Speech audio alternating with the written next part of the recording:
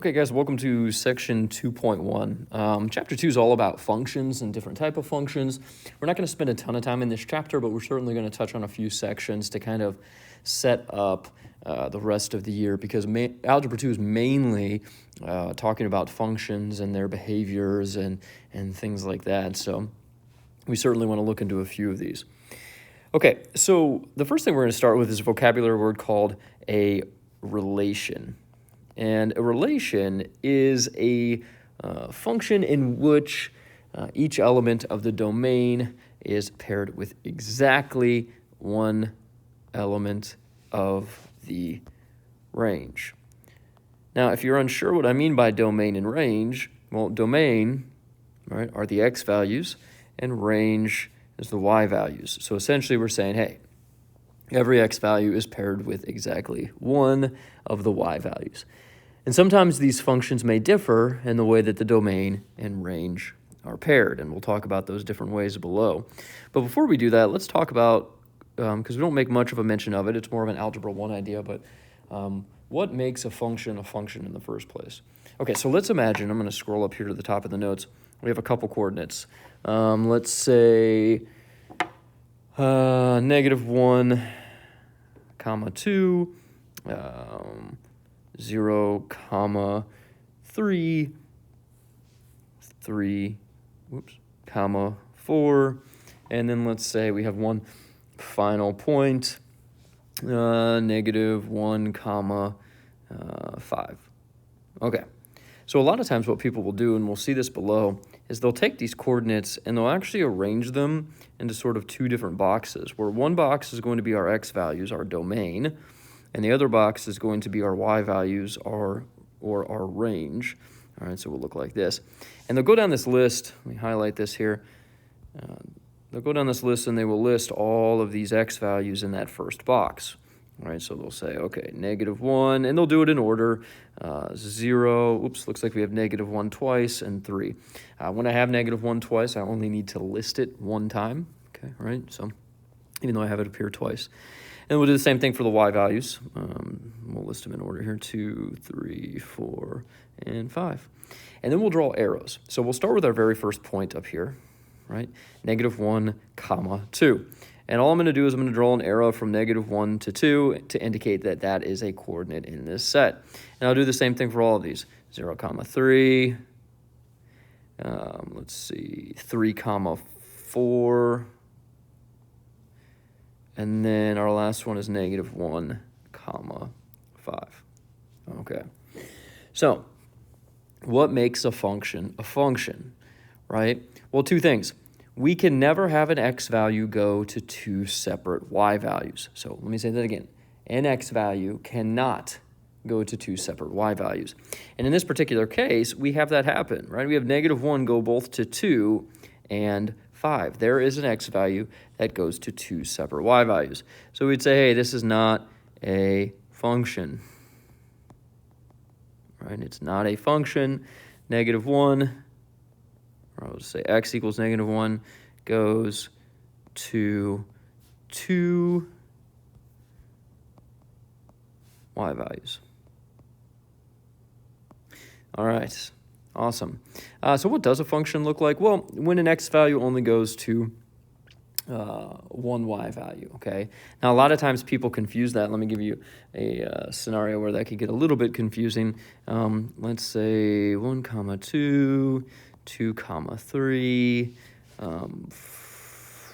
3, 2, and 4, 5.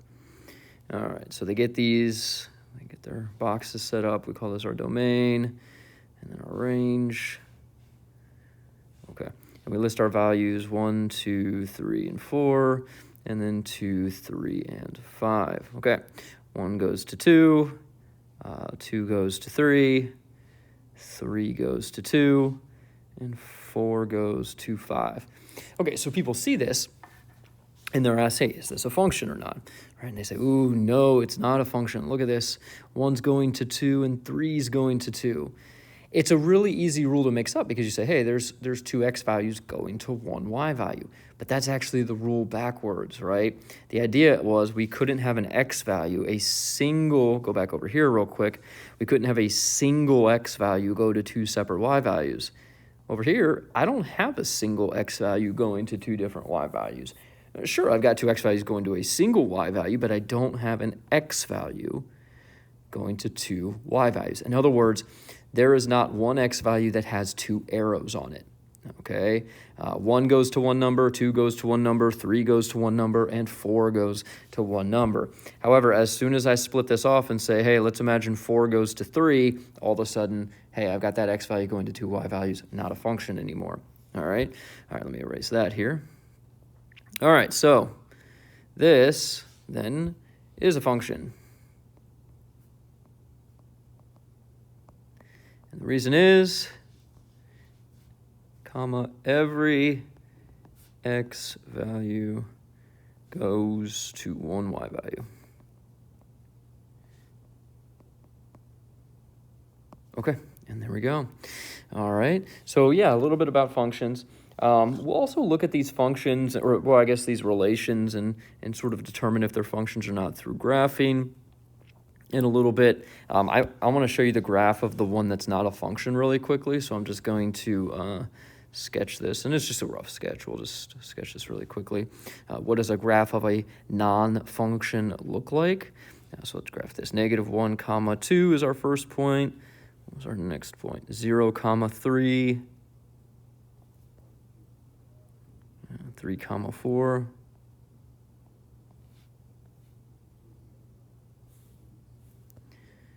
And -1, comma 5. Okay, remember that this was the relation that was not a function. And I want you guys to notice something. The point that was sort of an issue for us, or the 2 points, were the -1, comma 2, so this one right here, and the -1, comma 5. And check it out. They were the ones that caused this to not be a function, and they are the ones that sort of stack on top of each other, like if we were to think of a way to kind of draw a line down. So I want to point that out now because that'll be a topic we have later in this particular section, is talking about sort of the way that they stack and how that makes it not a function. Okay, so let's switch gears then, and let's say, okay, well, if a function is a function, so if we fall into this category over here, right, the function category, we can have a couple different things happen. I'm going to just pick some random numbers for our domain and range here. And we're going to talk about a one-to-one function, right? So we have some vocabulary here on these different types of functions that can happen. And a one-to-one function is exactly one element of the domain, okay, pairs exactly with one unique element of the range. So let's just pick some easy numbers, 1, 2, 3, and let's pick some range numbers, 0, 1, 2, and 3. Now, I did pick more range than domain for a reason. Let's see here. Let's make 1 go to 0. Let's make 2 go to 2. And let's make 3 go to 3. This is a one-to-one function. Each element of the domain, so our x values, is paired exactly with one unique element of the range, so it is 1-to-1. Now, each element of the domain is paired exactly with one element of the range. It's a pretty easy function, okay? An on function just does the opposite. It says, hey, each element of the range has to correspond to an element of the domain. All right, so in other words, this time, let's imagine we have more x values. And let's get less y values. And let's imagine 1 goes to 1, and 2 goes to 2, and 4 goes to 3. All right, so right now, this function is on 2, what we saw in the previous example. Every x value goes to, well, I'm sorry, it's not on 2, pardon me. Every x value does not go to a y value, okay?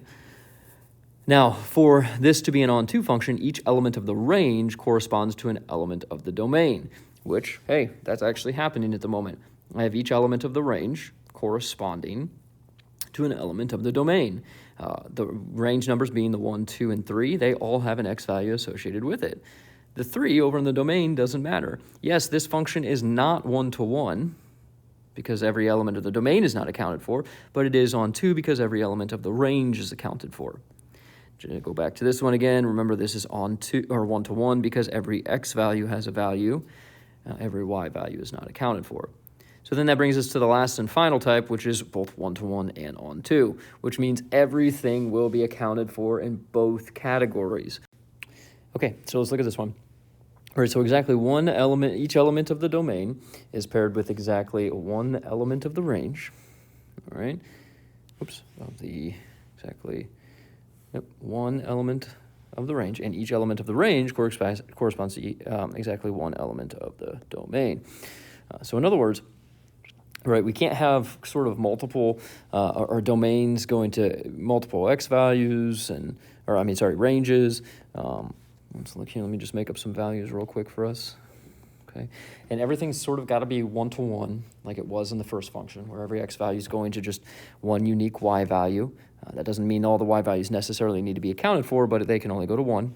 All right, and then of course the on2 function, where all the y values are also accounted for, and they're going to an element in the domain. So for example, maybe 1 goes to 0, 3 goes to 1, 2 goes to 2, and 4 goes to 3. Look, all my x values are accounted for, and they go to one unique element, okay? And then all my y values are accounted for, and they sort of go to one unique element. If I have a problem that says, hey, maybe I've got like an extra 5 down here, let's say that, and it also goes to 3, then all of a sudden it is not one-to-one anymore because each of my domain is not going to a unique range. I've got both 4 and 5 sharing 3, so it wouldn't be one-to-one anymore. So just be careful with that. It would break down at that point, only be on 2. But right now, as long as each x value is going to a unique y value, and we're good to go, then we've got an on-to and one-to-one function. All right, so let's talk a little bit about domain and range here. So domain and range, I'm going to list D and R. And we want to determine if this thing's a function, and then we determine if it's a function, whether it's on 2, one-to-one, or both, okay, or neither, right? So let's look at this. You'll notice that this graph's a little bit different than other graphs, which makes the domain quite easy and the range quite easy to identify. We'll talk about several different ways to identify domain and range and list it out. But the simplest type is when there's only coordinates like this. As soon as you draw a line between these points, that's when things get a little bit more complicated, and I'll kind of talk about why. Now, most graphs we look at this year will have lines in between them, so we'll certainly have to address that issue sooner rather than later. But let's talk about it. Domain. Okay, I'm going to list a bracket over here. There's my bracket. And domain is going to be all the x values of these coordinates. We list them in order, so I want to start with the smallest x value I can find, which seems like -4 here. And we also don't repeat, so if we have x values that are the same, we don't want to list them twice, we only need to list them once. All right, so I'll just list all my x values, set in order, and without any repeats. Close my bracket off. There we go. All right, same thing for the range.